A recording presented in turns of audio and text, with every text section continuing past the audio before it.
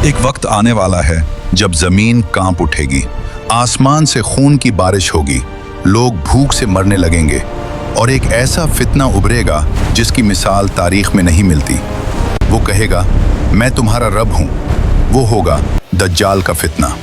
एक आंख से काना, माथे पर वाज़े लिखा होगा काफिर, और उसका फितना इतना अजीम होगा कि नबी करीम सल्लल्लाहु अलैहि वसल्लम ने फरमाया, आदम अलैहिस्सलाम से लेकर क़यामत तक दज्जाल से बड़ा कोई फितना नहीं। लेकिन अल्लाह ने उसके खात्मे का इंतज़ाम सदियों पहले कर दिया था।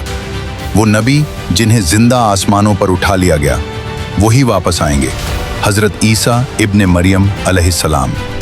जब दज्जाल उन्हें देखेगा तो नमक की तरह पिघलने लगेगा और लुत के दरवाजे पर उसका खात्मा होगा।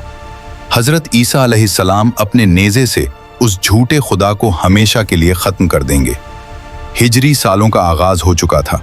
सहाबी रसूल हज़रत तमीम दारी रज़ी अल्लाह अन्हु 30 साथियों के साथ समंदरी सफ़र पर निकले, मगर समंदर की मौजों ने उनके जहाज़ को खिलौने की तरह उछाल दिया।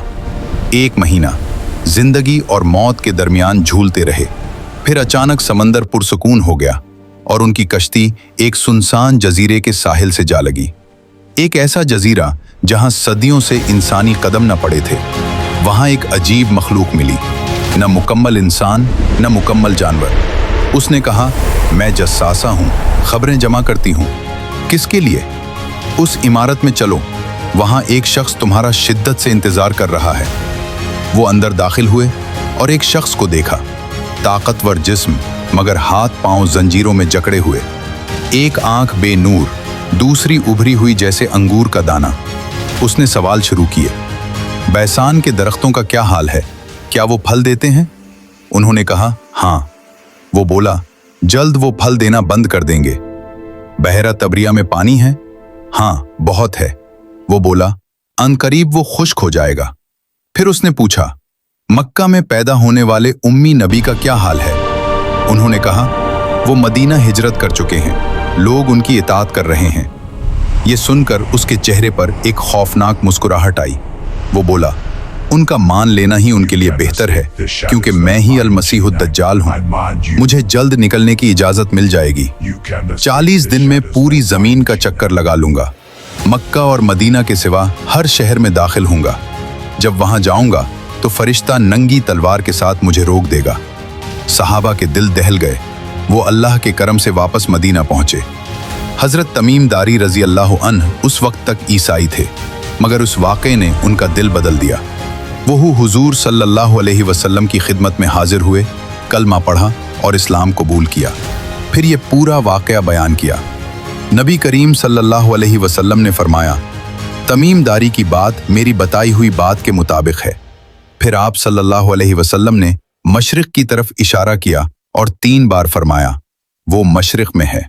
फिर वो वक्त आएगा, 3 साल तहत होगा, बारिश नहीं होगी, लोग एक नवाले को तरसेंगे।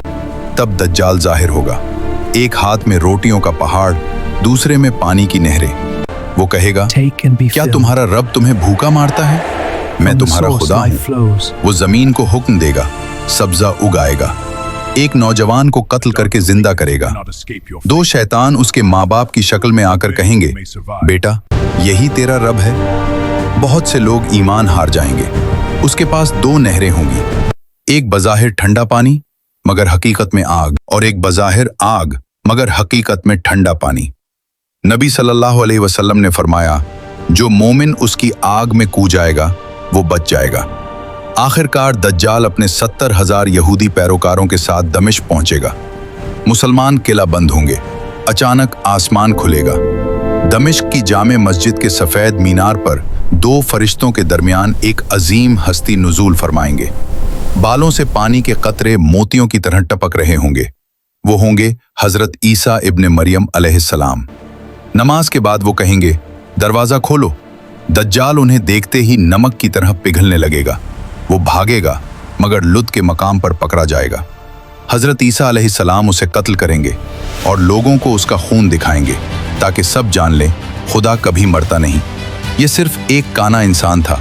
लेकिन सवाल ये है, अगर आज दज्जाल आ जाए तो क्या हम उसकी रोटी चनेंगे या अपना ईमान? नबी सल्लल्लाहु अलैहि वसल्लम ने फरमाया, जो शख्स सूरह कहफ की पहली 10 आयात याद कर ले वो दज्जाल के फितने से महफूज रहेगा।